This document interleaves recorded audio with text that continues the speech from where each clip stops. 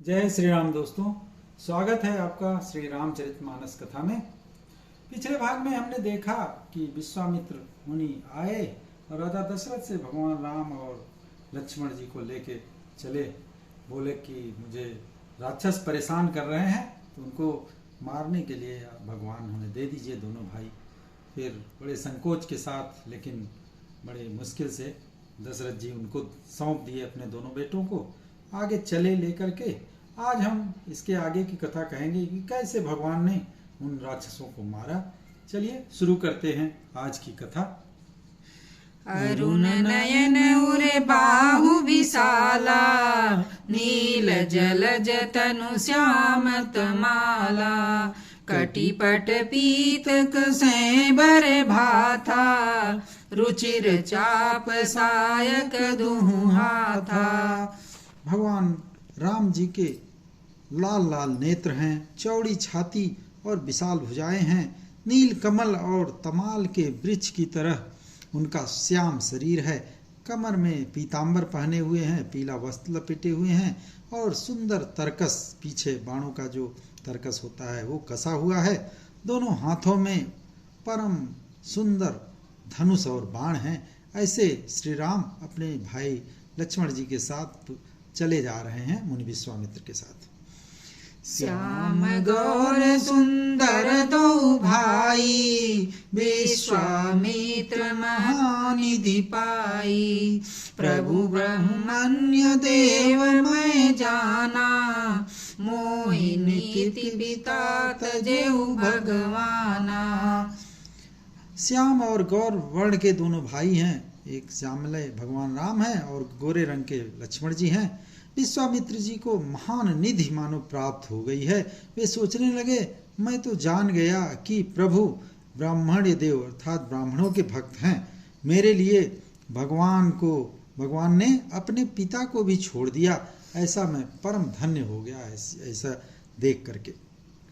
चले जात मुनि दीन दिखाई, सुनि ताड़का क्रोध करि धाई। एक ही बाण प्राण हरि लीना, दीन जानिते निज पद दीना। महर्षि आगे आगे चले जा रहे हैं और तभी उनको ताड़का राक्षसी दिखाई दी और उन्होंने तुरंत भगवान को बताया कि ये देखो, ये ताड़का है, बहुत दुष्ट है।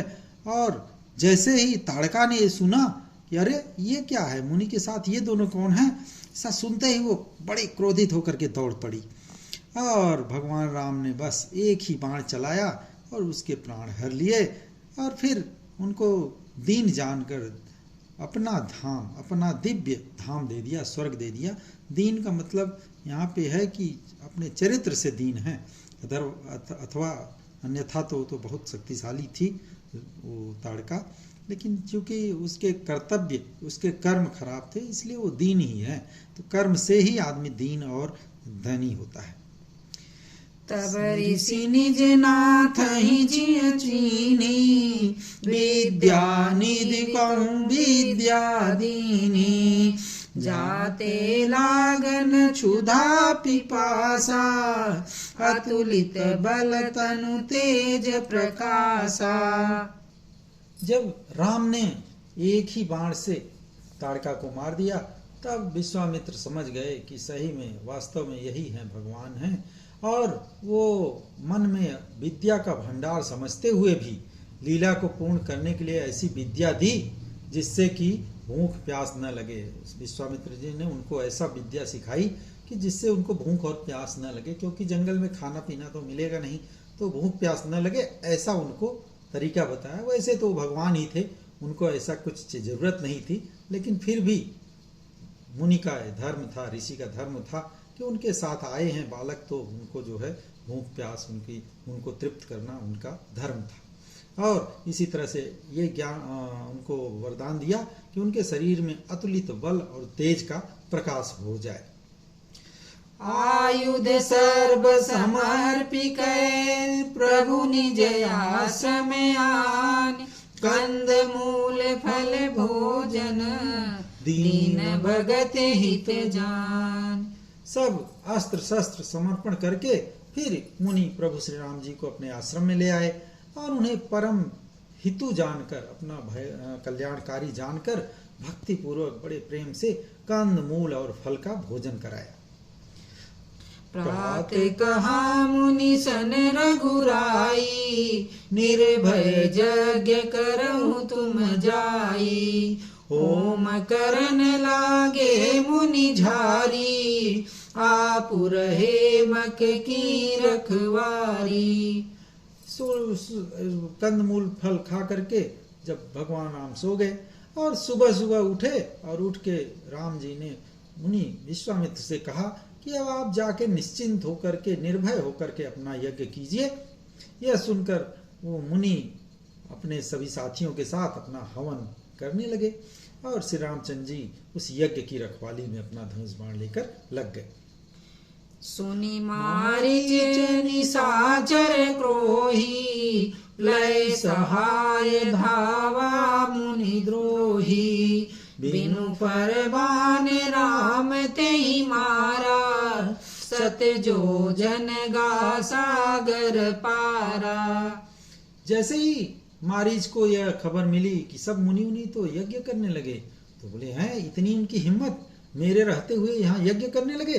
वो वहां से गुस्से में तमतमाया हुआ और वहां पे पहुंचा अपने सहायकों को लेकर जहां पे कि यज्ञ हो रहा था। भगवान राम ने बिना फल का बाण, ऐसा बाण मारा जो कि शरीर को कोई चोट नहीं लगाता, ऐसे उसको बोलते हैं बिना फल वाला बाण। तो उसको बिना फल वाले बाण से मारा, जिससे कि वह उस बाण पे सवार होकर के 100 योजन दूर जाके समुद्र के उस पार लंका में जाके गिरा। इतना उनके बाण में ताकत थी कि मारीच को उन्होंने मारा नहीं, क्योंकि वो नरलीला कर रहे थे। उनको पता था इस मारीच का काम लगेगा, स्वर्ण मृग बन के आएगा ये बाद में, तो इसलिए उसको सीधे वहां से मारा और जाके वो लंका में गिरा। पावक सर सुबाहु पुनि मारा, अनुज निशाचर कटकु संहारा। मारी असुर द्विज मर भयकारी, स्तुति करहि देव मुनि झारी। फिर मारीच को तो मार के फेंक दिया वहां श्रीलंका में, मारा नहीं, केवल फेंक दिया। और जो दूसरा था उनके साथ सुबाहु, उसको अग्नि बाण से मारा।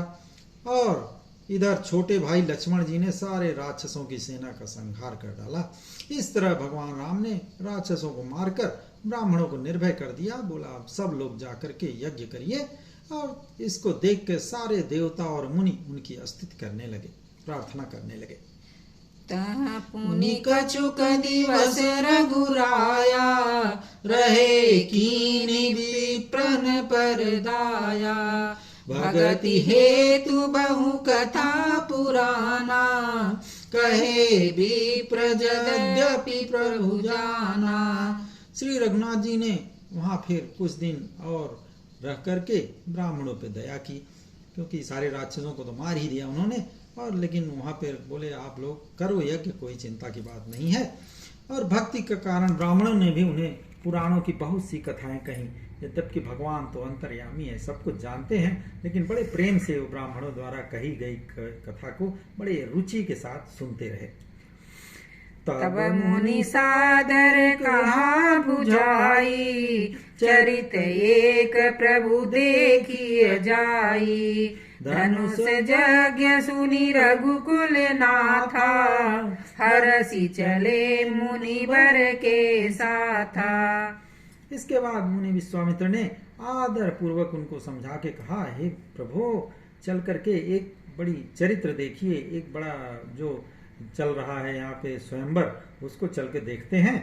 रघुकुल के स्वामी श्री रामचंद्र जी धनुष यज्ञ की बात सुन करके मुनि विश्वामित्र के साथ प्रसन्न होकर चल पड़े। आश्रम एक दीक मग माही, खग मृग जीव जंतु तह नाही। पूछा मुनि शिला प्रभु देखी, सकल कथा मुनि कहा विसेखी। तो वहां से जब धनुष यज्ञ के लिए चल पड़े भगवान राम उन मुनि विश्वामित्र के साथ, तो रास्ते में एक उनको आश्रम दिखाई दिया, जो वहां पे पशु पक्षी कोई भी जीव जंतु नहीं था, केवल वहां पे एक पत्थर की शिला पड़ी हुई थी। उसको देख करके भगवान ने पूछा कि क्या है ये।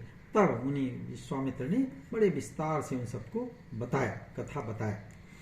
गौतम नारी श्राप बस उपल देह धरि धीर, चरण कमल रज चाहती, कृपा करहु रघुबीर। मुनि ने बताया, हे राम, हे भगवान, गौतम मुनि की ये स्त्री अहिल्या, उनको गौतम ऋषि ने श्राप दे दिया था, पत्थर बन जाओ। और वो पत्थर की देह धारण किए हुए बड़े धैर्य से आपके चरण कमलों की धूल चाहती है, क्योंकि उन्होंने कहा था कि मुनि ने जब अहिल्या को श्राप दिया था तो उन्होंने कहा था कि तो जब बाद में पता चला कि उनका तो कोई दोष ही नहीं है, तो उन्होंने उनको कहा था कि चिंता मत करो, अब तो मैंने श्राप दे दिया है, पत्थर की बन गई हो, लेकिन भगवान राम आएंगे त्रेता में अवतार लेकर के, तब तुम्हारा उद्धार होगा।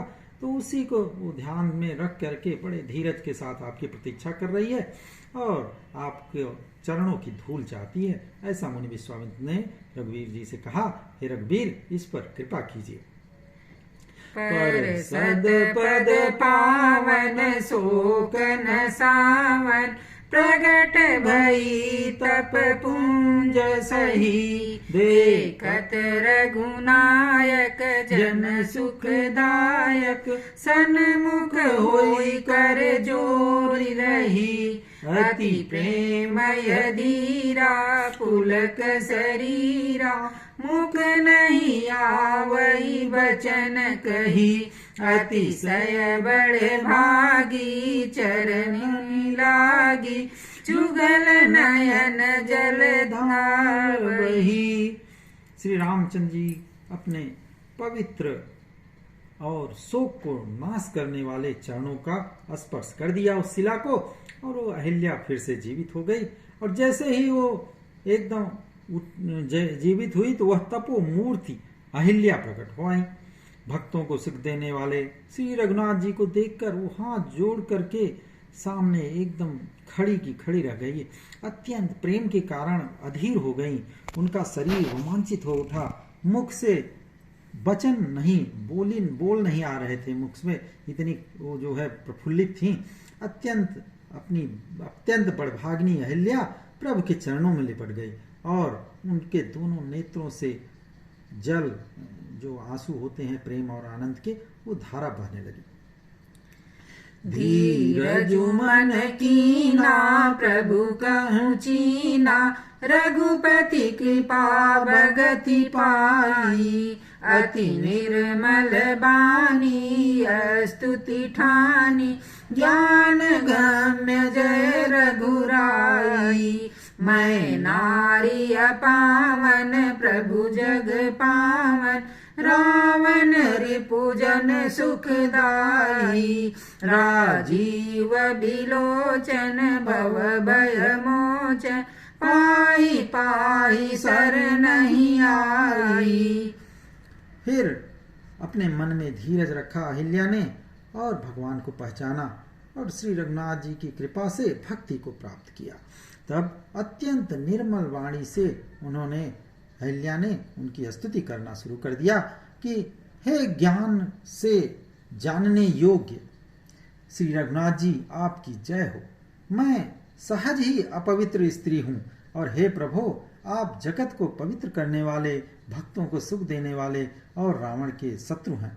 हे कमल नयन, कमल जैसे नेत्र वाले, हे संसार के भय को छुड़ाने वाले, अर्थात जन्म मृत्यु के बंधन को खत्म करने वाले, मैं आपकी शरण में आई हूँ, मेरी रक्षा कीजिए, मेरी रक्षा कीजिए।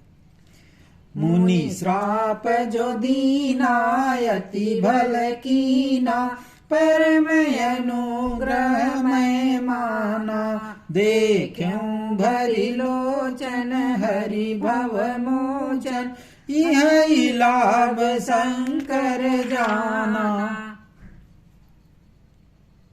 बिनती प्रभु मोरी मैं मति भोरी, नाथ न मांगऊं बर आना, पद कमल परागा रस अनुरागा, मम मन मधुप करे पाना। मुनि ने अहिल्या जी बोली कि ये मुनि ने जो मुझे श्राप दिया था कि जाओ पत्थर के हो जाओ, बहुत ही अच्छा किया, कम से कम उसी के बहाने मुझे भगवान के दर्शन तो हो गए। मैं उसे अत्यंत अनुग्रह मानती हूँ, मैं श्राप नहीं मानती उसको मैं अपने ऊपर कृपा मानती हूँ कि आज भगवान जो संसार से छुड़ाने वाले भगवान को नेत्र भर करके मैं देख पा रही हूँ। इसी आपके दर्शन को शंकर जी सबसे बड़ा लाभ समझते हैं। हे प्रभु, मैं बुद्धि की बड़ी भोली हूँ, मेरी एक विनती है, हे नाथ, मैं और कोई वर नहीं मांगती, केवल यही चाहती हूँ कि मेरा ये जो मन रूपी भंवरा है वो आपके चरण कमलों की रज के प्रेम रूपी रस का सदा पान करता रहे, अर्थात हमेशा आपके चरणों में मेरी प्रीति बनी रहे। जेहि पद सुर सरिता परम पुनीता, प्रगट भई शिव शीस धरी, सोई पद पंकज जेहि पूजत अज मम सिर धरऊ कृपाल हरि। एहि भांति सिधारी गौतम नारी, बार बार हरि चरण परी, जो अति मन भावा सो बरु पावा, गए पति लोक आनंद भरी।